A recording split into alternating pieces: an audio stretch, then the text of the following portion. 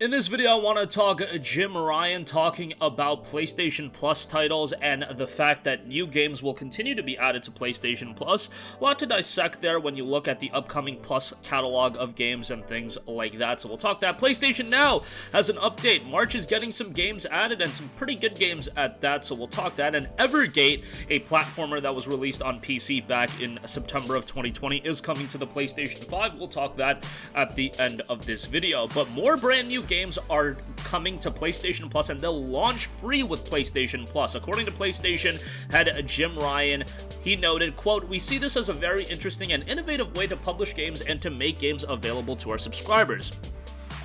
It works for us as publisher, and we know that subscribers to PlayStation Plus love it." He said that to GQ. Now, essentially, this is talking about games like Maquette dropping tomorrow. You had Control Ultimate Edition that came out last month, Maneater on PlayStation 5, Bugsnax, I believe Worms Reloaded, and then, of course, next month, you've got, I already talked about it, Oddworld Soulstorm, and then tomorrow we do have Maquette also dropping. This is something that has added a lot of value to PlayStation Plus, given that the Plus catalog of games that were being offered was always a bit of a point of contention. People were always disappointed by it, and I mean, like, a lot of the times. I always cover the PlayStation Plus games every month, and before November, before the release of the PlayStation 5, it was a lot of garbage month, trash month in the comment section whenever I talked about it, and sometimes I thought the Plus months were relatively decent, and even you guys seemingly thought they were really bad. I did the video yesterday talking about the incredible improvements of PlayStation Plus, and it seems like a lot of you guys are on board with this idea that Plus has gotten a lot better. I mean, Final Fantasy VII Remake coming this month, Maquette, all these new releases, and then Oddworld Soulstorm next month. Those are incredible additions. Now, I am always a bit of a pessimist. I always think about, why is Sony doing this? You know, they have 40 million subscribers to PlayStation Plus, and that is a colossal revenue stream for them. You know, I always try to promote to you guys, don't be spending the $60 a year for Plus. You can get it for $40, sometimes even less than that.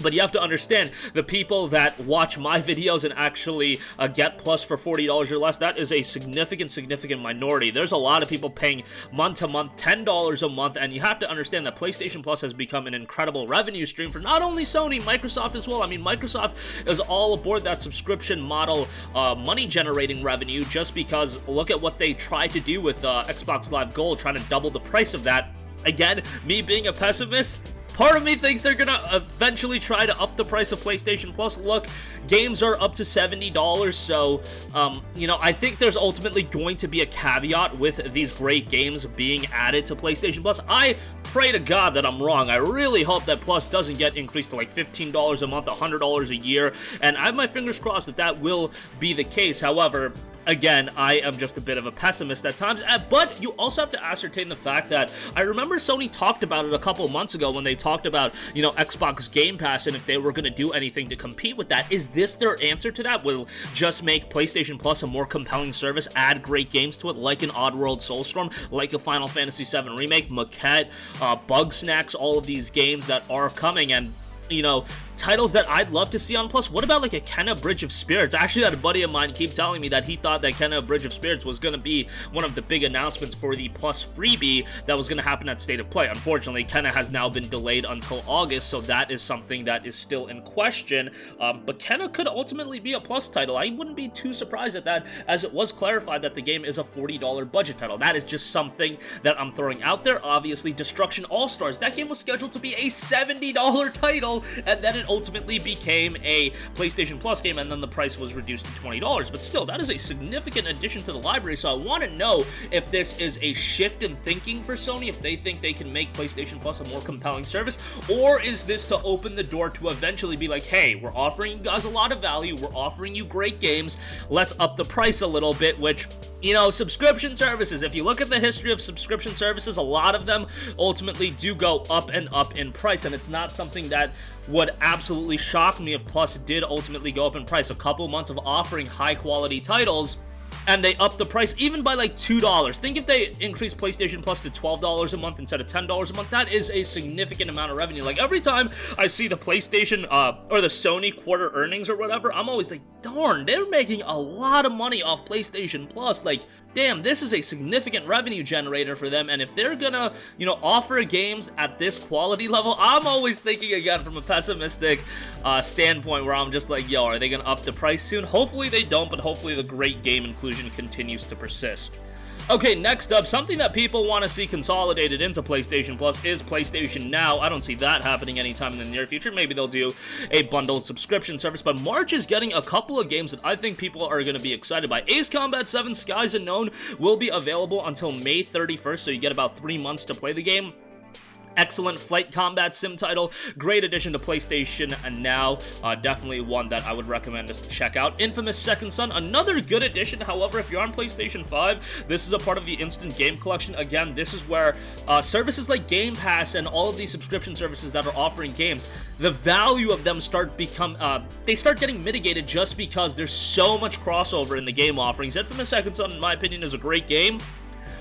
But yeah, nice addition to PlayStation Now, but it is available in the Instant Game Collection. Super Hot is also being added. That's a great addition. And World War Z is also a pretty solid addition. That'll be available on PlayStation Now until September 6th of 2021, so you'll get around 6 months to play that game.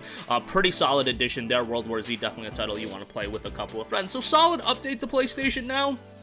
Thank God that the price isn't $20 a month anymore, because that was really the element of it that was holding it back. At $10 a month, it becomes a bit more palatable, $60 a year, and then you can find it on sale at times. I believe it's $80 a year, and then you can find it on sale for $60 a lot of the times. So it's not bad. Not at the Game Pass level, but, subscription service is definitely something that Sony's probably still eyeing on and wanting to make a fundamental part of the PlayStation business model. Lastly, I do want to note that Evergate is coming to PlayStation 5 sometime in the summer. Actually, we got it at a specific release date. It'll be coming June 4th, so it's relatively soon. Actually, it's a little bit before summer actually starts. That early June period, darn, that period is stacked. Ninja Gaiden Trilogy, Final Fantasy VII Remake integrated, Ratchet & Clank, Evergate, not as big of a game, but still a pretty interesting little title. Right away, when I look at the game, definitely giving me vibes of like Ori and the Blind Forest. It's gonna be hard to, be at that level. But the game was released on PC, didn't get much of a reception there, but 28 Steam user reviews, and every single review is positive, so that does paint a positive picture for the game.